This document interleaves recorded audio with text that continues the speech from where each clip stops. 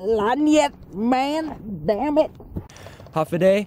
So my cousin's been teaching me some parkour stuff over this summer, and yeah, he moved up from California, and he just really likes parkour. So I've just been kind of like doing what he likes, and I found that I really like it, and found that in terms of parkour, the way he does it is that he doesn't do like the free running and all the crazy stuff. He just does the most effective way to get from point A to point B. That's what he likes, and that's what he trains.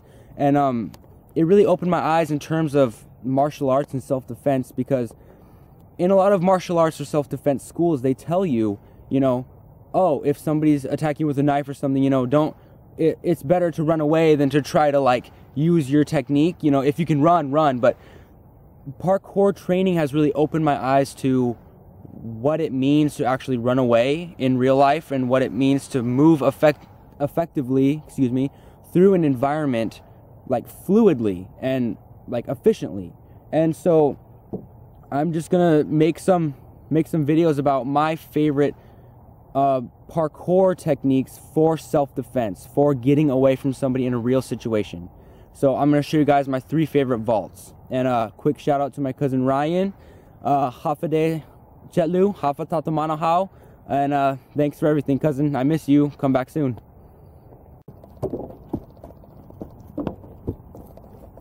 So what you just saw is the safety vault, and the safety vault is the easiest, safest way to vault something in an efficient manner. That being said, since it's the safest, because you have, unlike the other vaults I'm going to show you that are more advanced, you have 2 limbs on the ground or on the table, on the object, whatever, at the same time at all times. So the risk of falling, you're a little bit more grounded, so the risk of falling is almost not there. So it being the safest way to vault and most controlled way to vault, I would pick this way if I was, you know, fighting with a knife or something like this, because you're not risking falling on this. So if you're fighting somebody off with a knife and you try to do some fancy crazy thing, you could just fall and kill yourself. So you don't want to do that. So if this is the safety vault, and I'll go over it in detail real quick. Approach the object and place your hand, whatever hand you place, your opposite foot comes up, and then you bring your other leg through. And so come closer a little bit, if I was fighting somebody or whatever, and their friends come in or whatever, I just decide I don't want to be here anymore, I can be fighting, and then I just come over, and I'm ready to go. Like, the safety vault, you know, you don't want to fall on your knife, so safest way to do it, you're not going to fall. It's the most controlled way to do it. That's what I like about the safety vault.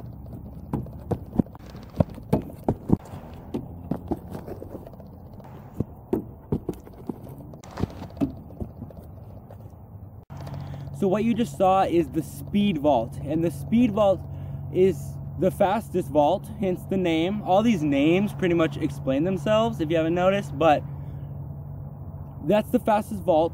And what I like about that vault is that it does leave you room to have a weapon in your hand, or to have, you know, one of your hands is free. And it's you know, it's my favorite. You just dash at this thing, jump, and you're just like land it. It just makes you feel really cool to do it, I'm not gonna lie, but it is also the fastest, most efficient way over anything. It is more advanced, so I'll kind of go over how you do this right now. But really get down the safety vault. If you never vaulted before, don't just like run out and try to do this, because you could get hurt. But I'll kind of go over the details of it. So you basically, I can't show you slow. It's the speed vault, and you have to do it fast. But basically, you approach the object. Come a little closer. You approach the object, and you run, and you just basically throw yourself. If you didn't place your hand, you would still technically make it over. You're just running, and you're just like launching yourself over something, okay? But your hand comes out and places, it just like stabilizes you enough to where you're not just gonna like flip all the way over and die. So you run, jump sideways, stabilize yourself so that you can come back to this position, and you want to land with your feet like this, so that you can keep running. You want to continue running. You don't want to land like this and go and then try to run. You want to just land in your running position. And this is true for all the vaults, okay? Okay, and oh, one more thing. If you notice what I'm wearing right now, what am I wearing? I'm wearing my normal clothes, right? Because I'm wearing my normal clothes because I want to simulate the reality, okay? I have my belt, I have my skinny jeans on, if you can call these skinny jeans, I don't know. I have my coat, my phone, and my keys and all this crap on me. My normal shoes, I have everything normal on me, okay? These things, they fly up and hit me in the face, but that's the reality of it, okay? You gotta practice. I'm not saying you have to always practice in your normal clothes, but at least know what it's like to practice in your normal clothes, okay? So whenever you're doing these vaults and stuff, make sure that you know what you're practicing for self-defense actually can work in your normal clothes, in the forest, in whatever, you know, in the city, in the forest.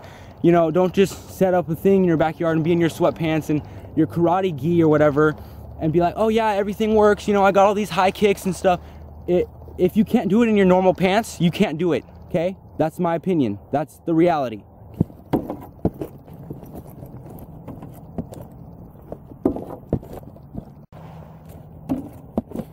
So that was the Kong vault, named after King Kong because it looks like something King Kong would do. Why it's good for self-defense is because if you see it, if you saw me, I just go straight forward and my legs, my hands place, my legs come through my hands. So the whole time, as wide as my body is, that's as wide as the Kong is. So let's say I'm running from somebody, I don't know if you're like in an alleyway or whatever, and there's like a tight space that you gotta like get over something or whatever, you never know. So that's what I like about it, is you can do it in a tight space like the speed vault, even though that's like my favorite, most effective vault. Given the situation, I might not be able to fit through something with my body sideways. Like I'll smack my legs or whatever, and you just want to get over something and you got to squeeze through it. So that's the cool thing about the Kong. And let's go over the details of the Kong. Kong is, it's not hard, it's really not, but it is kind of scary. Because if you see, yeah, and my form might not be perfect yet, I'm still practicing, but I fly and you're basically diving and then your hands land and then you basically shoot your legs through. So it's one of those you can't do slow, but that's the basic. The basic is like this. You approach and you're not gonna place your hands and then jump, you're going to dive at the thing, okay? So it's gonna look like this. Pay attention to when I dive at it and land and go through, okay? Okay, so I tried to do it slow. It might have looked weird, but you dive and then you place and then your feet come through, okay? And your feet, your feet come through. They don't come like this, okay? And when you land, the same thing. You try to land, even though this one is the more common one where you would try to land like this because your feet come through like this, but try to land in a running position so that you can always keep going, so that you can constantly just, everything's one fluid thing, okay? So there we go. That's the vaults. Okay, those are my 3 favorite vaults. They're for a straight on object, something that's straight in front of you.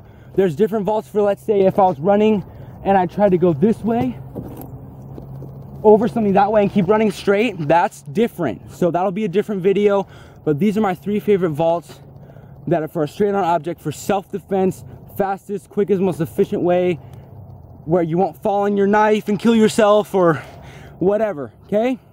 So practice, be safe, drink lots of water, look both ways before you cross the street, listen to your mom, do your homework, you know, just do all that crap that you need to do, okay? Okay? Okay? Do you